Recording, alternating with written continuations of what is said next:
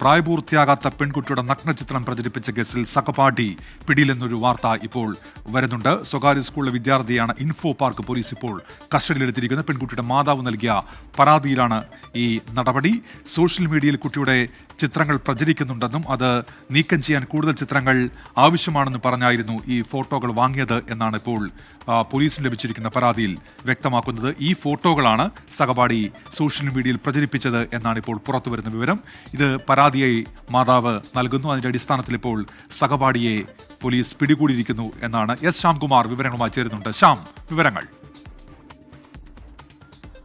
ഉന്മേഷം, ഞെട്ടിക്കുന്ന ഒരു വിവരമാണ് കൊച്ചിയിൽ നിന്നും പുറത്തു വരുന്നത്. അത് പ്രായപൂർത്തിയാകാത്ത ഒരു പെൺകുട്ടിയുടെ നഗ്ന ദൃശ്യങ്ങൾ സഹപാഠി തന്നെ വാങ്ങി സോഷ്യൽ മീഡിയയിൽ പ്രചരിപ്പിച്ചു എന്നുള്ളതാണ് അതിൽ പ്രധാനപ്പെട്ട കുറ്റമായി കണ്ടെത്തിയിരിക്കുന്നത്. ഇത് കുട്ടിയുടെ അമ്മയോട് മറ്റു ചിലർ പറഞ്ഞതോടെയാണ് ഈ വിവരം പുറത്തറിയുന്നത്. ഈ രണ്ടുപേരും, ഈ കേസിൽ ഉൾപ്പെട്ട സഹപാഠിയും ആ കുട്ടിയുടെ കൂടെ പഠിക്കുന്ന ആളും രണ്ടുപേരും പ്രായപൂർത്തിയാകാത്ത ആളുകളാണ്. കുട്ടിയുടെ നഗ്നചിത്രങ്ങൾ സോഷ്യൽ മീഡിയയിൽ പ്രചരിക്കുന്നു. അത് ഡിലീറ്റ് ചെയ്യാൻ കൂടുതൽ ഫോട്ടോകൾ വേണമെന്നാണ് ഇയാൾ കുട്ടിയെ പറഞ്ഞ് വിശ്വസിപ്പിച്ചത്. ഇതിൻ്റെ അടിസ്ഥാനത്തിൽ വാങ്ങിയ ഫോട്ടോകളാണ് സോഷ്യൽ മീഡിയയിൽ പ്രചരിപ്പിച്ചത്. ഇങ്ങനെയാണ് ഈ വിവരം അമ്മയിലേക്ക് എത്തുകയും അമ്മ പോലീസിൽ പരാതി നൽകുകയും ചെയ്തത്.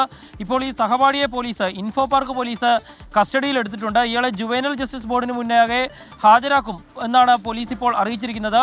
പോക്സോ നിയമപ്രകാരമാണ് പോലീസ് നിലവിൽ കേസെടുത്തിരിക്കുന്നത്. പക്ഷേ കേസിലെ പ്രതി എന്ന് പറയുന്ന ആളും പ്രായപൂർത്തിയാകാത്ത ആളായതിനാൽ പോലീസിന് കൂടുതൽ നിയമ നടപടികൾക്ക് സാധിക്കില്ല എന്നുള്ളതാണ് അതിലൊരു വസ്തുത. എസ് ശ്യാംകുമാറാണ് വാർത്തയുടെ വിശദാംശങ്ങൾ നൽകിയത്.